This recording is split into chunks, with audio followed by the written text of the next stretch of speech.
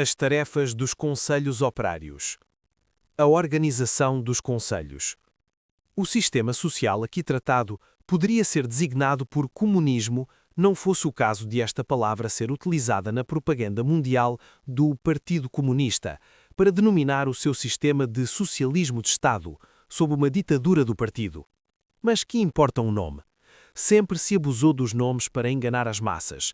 Os sons familiares impedem-nas de pensar de uma forma crítica e de apreciar a realidade com clareza.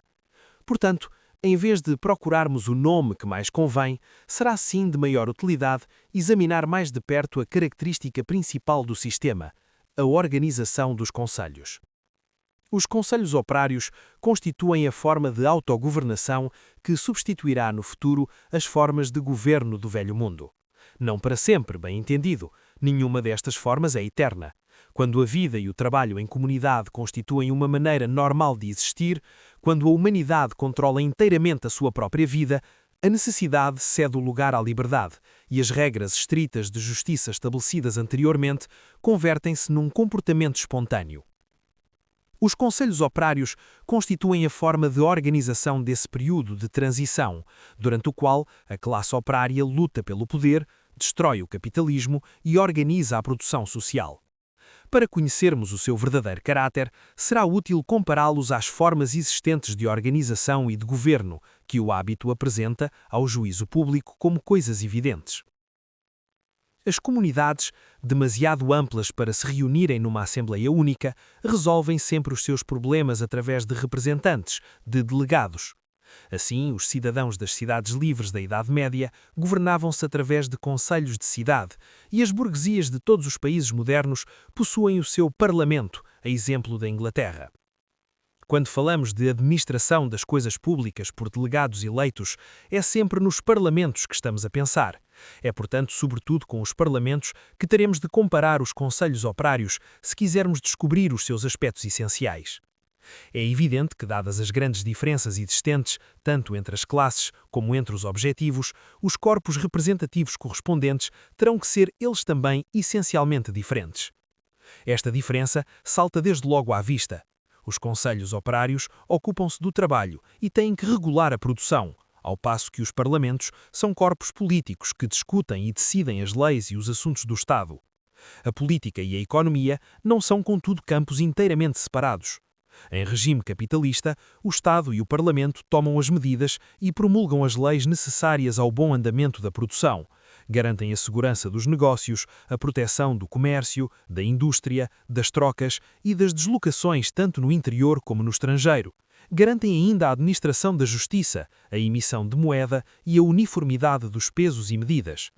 E as suas tarefas políticas, que à primeira vista não parecem ligadas à atividade económica, estão relacionadas com as condições gerais da sociedade, com as relações entre as diversas classes que constituem a base do sistema de produção. Assim, a política, a atividade dos parlamentos, pode, num sentido lato, ser considerada como um auxiliar da produção. Onde reside, pois, em regime capitalista, a distinção entre política e economia? As suas relações são as mesmas que existem entre a regulamentação geral e a prática concreta. O papel da política consiste em criar as condições sociais e legais nas quais o trabalho produtivo possa realizar-se regularmente, sendo este mesmo trabalho uma tarefa dos cidadãos. Deste modo, existe uma divisão do trabalho.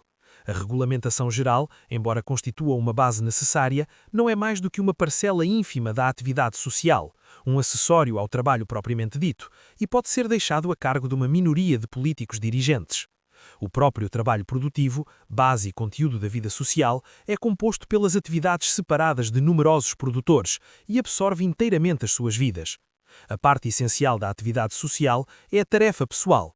Se cada um se ocupar do seu trabalho pessoal e cumprir a sua tarefa, a sociedade no seu conjunto funcionará bem. De tempos a tempos, a intervalos regulares, na altura das eleições legislativas, os cidadãos terão que voltar a sua atenção para as regulamentações gerais. Somente em épocas de crise social, de decisões importantes e de controvérsia severa, de guerra civil e de revolução, é que a massa dos cidadãos terá que consagrar todo o seu tempo e forças a estas regulamentações. Uma vez resolvidas as questões fundamentais, os cidadãos poderão voltar às suas ocupações específicas e abandonar, uma vez mais, essas tarefas gerais a um número reduzido de especialistas, aos juristas e aos políticos, ao Parlamento e ao Governo. Completamente diferente é a organização da produção comum pelos conselhos operários.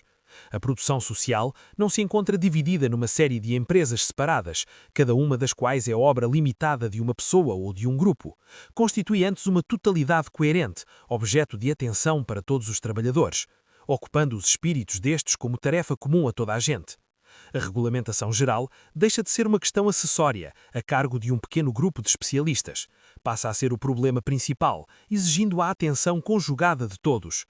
Deixa de existir separação entre política e economia, outrora atividades quotidianas, de um lado de um corpo de especialistas, do outro da massa dos trabalhadores.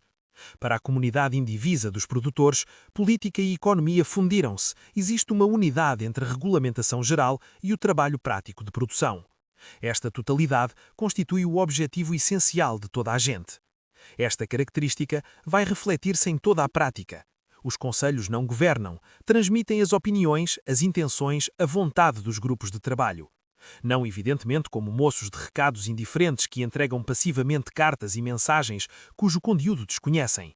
Eles tomaram parte nas discussões, distinguiram-se como ardentes porta-vozes das opiniões que prevaleceram, de tal modo que, como delegados de um grupo, não são apenas capazes de defender as suas ideias na reunião do Conselho, como são ainda suficientemente imparciais para se abrirem a outros argumentos e para apresentarem ao seu grupo opiniões passíveis de uma maior audiência. Os conselhos constituem, então, os órgãos da discussão social. A prática parlamentar situa-se exatamente no oposto. Os delegados terão que tomar decisões sem consultar os seus eleitores, sem estarem amarrados a um mandato. O deputado, para conservar a fidelidade dos seus mandantes, pode dignar-se falhar-lhes e expor-lhes a sua linha de conduta, mas falo enquanto senhor dos seus próprios atos. Ele vota como a sua consciência e a sua honra lhes impõem, de acordo com as suas próprias opiniões. É perfeitamente natural. É ele o especialista em matéria política, em matéria legislativa, e não pode deixar-se guiar por diretivas de pessoas ignorantes. A função destas últimas é a produção, as diversas ocupações específicas. A dele é a política, as regulamentações gerais. Ele terá que se guiar por grandes princípios políticos e não deixar-se influenciar pelo egoísmo mesquinho dos interesses privados dos seus mandantes. É assim que, no capitalismo democrático, se torna possível para políticos eleitos por uma maioria de trabalhadores servirem os interesses da classe capitalista.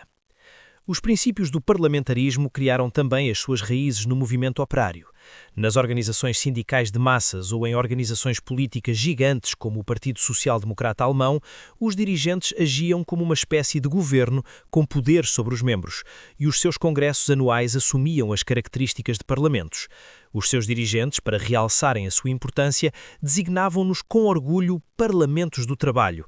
Os observadores críticos, por seu lado, chamavam a atenção para o facto da luta de facções, a demagogia dos dirigentes, as intrigas de corredor, serem os sinais dessa degenerescência surgida já nos verdadeiros parlamentos. E, na verdade, dado o seu aspecto fundamental, era de parlamentos que se tratava. Não no início, quando os sindicatos eram pequenos e os seus devotados membros faziam eles próprios todo o trabalho, quase sempre gratuitamente. Mas com o aumento dos efetivos, acabou por se verificar a mesma divisão de trabalho existente na sociedade em geral. As massas trabalhadoras deviam voltar toda a sua atenção para os seus interesses pessoais específicos, para a forma de encontrar e conservar um emprego. Esta a ocupação principal das suas vidas e dos seus espíritos. Só de uma forma muito geral é que elas tinham, para além disso, de decidir, através do voto, dos seus interesses comuns de classe e de grupo. O pormenor da prática era deixado aos especialistas, aos funcionários dos sindicatos e aos dirigentes dos partidos que sabiam como lidar com os patrões capitalistas e com os ministros. E, além disso, apenas uma minoria de dirigentes locais se encontrava suficientemente familiarizada com estes interesses gerais para poder ser enviada na qualidade de delegação aos congressos, onde, a despeito dos mandatos muitas vezes imperativos, cada um votava na realidade segundo o seu próprio critério. Na organização dos conselhos, o domínio dos delegados sobre os seus mandantes desaparece, uma vez que desapareceu também a própria base deste domínio, a divisão de tarefas. Nessa altura, a organização social do trabalho obriga cada operário a dedicar toda a sua atenção à causa comum, à totalidade da produção. Tal como anteriormente, a produção daquilo que é necessário à vida, como base da própria vida, ocupa inteiramente o espírito. Mas não se trata já da preocupação de cada um com a sua própria empresa, com o seu próprio emprego, em concorrência com os outros, porque a vida e a produção só podem ser asseguradas na colaboração entre companheiros, através do trabalho coletivo. Esse trabalho coletivo domina assim o pensamento de cada um. A consciência da comunidade constitui o fundo e a base de todo e qualquer sentimento, de todo e qualquer pensamento. Trata-se de uma revolução total na vida espiritual do homem. Ele aprende a olhar para a sociedade, sabe o que é a comunidade na sua essência. Antes, em regime capitalista, a sua visão limitava-se àquilo que dizia respeito aos seus negócios, ao seu trabalho, à sua família e a si próprio. Não podia ser de outra forma, já que disso dependia a sua existência. Para ele, a sociedade não passava de um plano de fundo obscuro e desconhecido por detrás do seu pequeno mundo visível. E, evidentemente, sofria o efeito dessas forças poderosas que determinavam o êxito ou o fracasso do seu trabalho, mas, guiado pela religião, era levado a ver nessas forças a obra de poderes supernaturais. No mundo dos conselhos operários, pelo contrário, a sociedade surge à luz do dia, transparente e conhecível. A estrutura do processo social do trabalho não mais se encontra dissimulada aos olhos do homem, cujo olhar abrange a produção na sua totalidade. É isso que se torna necessário à sua vida, à sua existência. A produção social transforma-se então na finalidade de uma organização consciente. A sociedade passa a estar nas mãos do homem. Ele age sobre ela e por isso compreende a sua natureza essencial. É assim que o mundo dos conselhos operários opera a transformação do espírito. Em regime parlamentar, que é o sistema político correspondente às empresas independentes, o povo é formado por uma multidão de pessoas separadas. Na melhor das hipóteses, segundo a teoria democrática, cada um proclama-se investido dos mesmos direitos naturais. Para as eleições de delegados, as pessoas são agrupadas segundo a sua residência, em circunscrições. Nos primeiros tempos do capitalismo, era possível a existência de uma certa comunidade de interesses entre vizinhos de uma mesma cidade ou de uma mesma aldeia, coisa que se foi tornando cada vez mais uma ficção desprovida de sentido.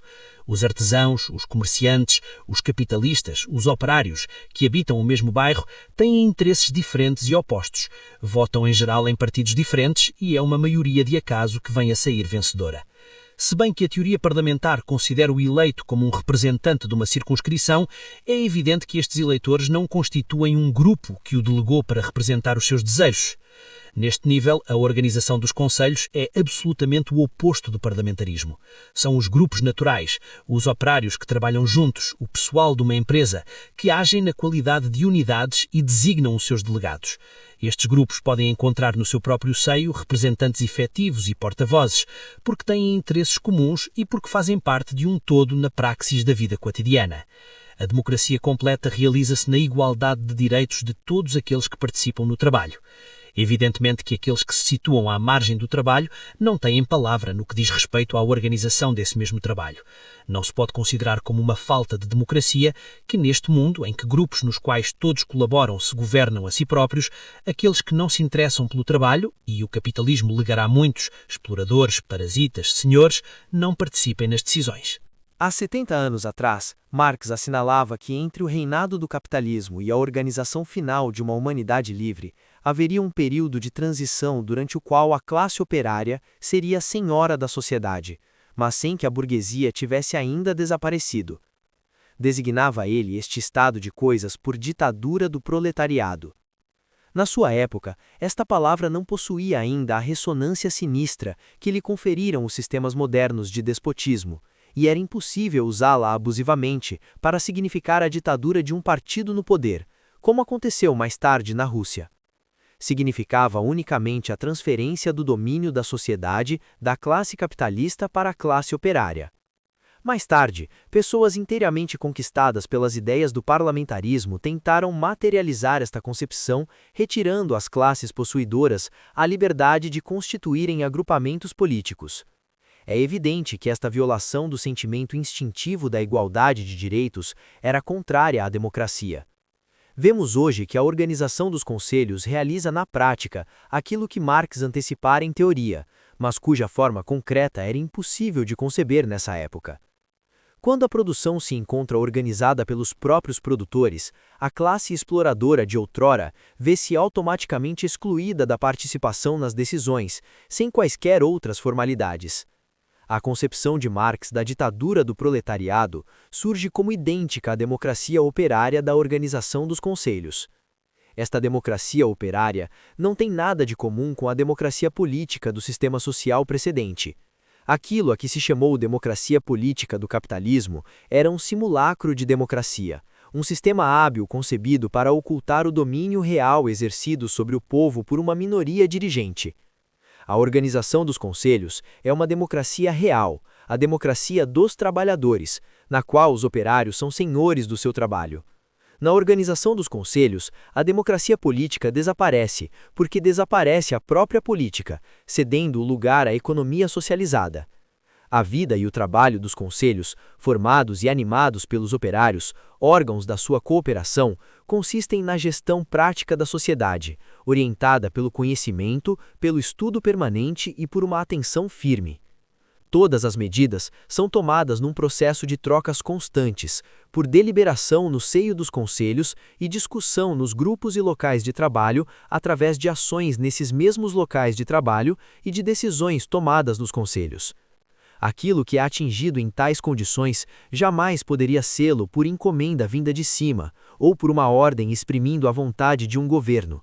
A fonte de tais medidas é a vontade comum de todos aqueles em causa, porque a ação é baseada na experiência e no conhecimento do trabalho de todos, e vai influenciar profundamente a vida de cada um. As decisões só poderão ser executadas se as massas as considerarem como uma emanação da sua própria vontade. Não haverá nenhum constrangimento exterior a fazer com que sejam respeitadas, pela simples razão de que uma tal força não existe. Os conselhos não são um governo. Mesmo os conselhos mais centralizados não possuem um caráter governamental, pois não detêm qualquer instrumento capaz de impor a sua vontade às massas. Não possuem órgãos de poder. Todo o poder social pertence aos próprios trabalhadores. Onde quer que o exercício do poder se venha a impor, contra perturbações ou ataques à ordem existente, emanará das coletividades operárias nas próprias oficinas e permanecerá sob o seu controle. No decurso de toda a era civilizada e até os nossos dias, os governos revelaram-se necessários como instrumentos que permitem à classe dirigente conservar as massas exploradas sobre a sua alçada. Foram assumindo igualmente funções administrativas cada vez mais importantes, mas o seu caráter principal, de forma orgânica do poder, era determinado pela necessidade de manter um domínio de classe. Ao desaparecer esta necessidade, desaparece igualmente o seu instrumento. O que se conserva é a administração, que é uma espécie de trabalho como tantas outras, tarefa de um tipo específico de trabalhadores. Aquilo que substitui o governo é o espírito de vida da organização, a discussão constante entre os operários, que pensam em comum na sua causa comum. O que impõe o cumprimento das decisões dos conselhos é a autoridade moral destes. E numa sociedade deste tipo, a autoridade moral possui uma força bem mais rigorosa que as ordens ou a coação de um governo. Na época dos governos acima do povo, quando o poder político teve de ser concedido aos povos e aos seus parlamentos, existia uma separação do poder legislativo e do poder executivo do governo. Às vezes mesmo, o poder judiciário constituía ainda um terceiro poder independente. A função dos parlamentos era legislar, mas a aplicação, a execução das leis, a administração cotidiana estavam reservadas a um pequeno grupo privilegiado de dirigentes. Na comunidade de trabalho da nova sociedade, esta distinção desaparece. Decisão e execução estão intimamente ligadas. Aqueles que executam o trabalho decidem e aquilo que decidem em comum põem-no em prática em comum. Quando se trata de grandes massas, serão os conselhos os seus órgãos de decisão. No primeiro caso, quando a função executiva estava confiada a organismos centrais, era a estes que era conferida a capacidade de comando, deviam constituir-se em governos. No segundo caso, quando a tarefa executiva cabe às próprias massas, deixará de existir esta necessidade e os conselhos não terão este caráter de governos. Além disso, de acordo com os problemas que se põem e com as questões que irão constituir objeto de decisão, serão pessoas diferentes a serem delegadas para dela se ocuparem. No campo da própria produção, cada empresa deverá não só organizar cuidadosamente o seu setor de atividade, como terá também que criar ligações horizontais com as empresas similares, verticais, com as que lhe fornecem as matérias-primas e com as que utilizam os seus produtos. Nesta dependência mútua e nesta ligação entre empresas, no seu elo com outros ramos da produção, os conselhos, que são os órgãos de discussão e de decisão, abrangerão setores cada vez mais extensos, até à organização central da totalidade da produção. Por outro lado, a organização e o consumo, a distribuição de todos os bens necessários exigirá os seus próprios conselhos de delegados de todos os interessados e assumirá um caráter predominantemente local ou regional. A par desta organização da vida material da comunidade humana, depara-se-nos o vasto campo das atividades culturais e daquelas não diretamente produtivas que constituem para a sociedade uma necessidade primordial, como, por exemplo, a educação das crianças e o cuidado com a saúde de todos. Também aqui reina um mesmo princípio, o da auto-organização destes setores de trabalho por aqueles que executam esse trabalho. Parece absolutamente natural que sejam aqueles que participem ativamente, quer nos cuidados com a saúde da comunidade, quer na organização da educação, isto é, o pessoal sanitário e os professores, a regular e a organizar o conjunto destes serviços através das suas associações. Em regime capitalista, quando se viam obrigados a viver das doenças que afligem os homens ou da educação das crianças, a sua ligação à sociedade em geral assumia a forma quer de uma profissão competitiva, quer de uma aplicação das ordens de um governo. Na nova sociedade, devido aos laços muito mais estreitos que unem a saúde e a educação com o trabalho, regularão as suas funções de modo a que os seus conselhos permaneçam em contacto estreito e colaborem constantemente entre si e com os outros conselhos operários.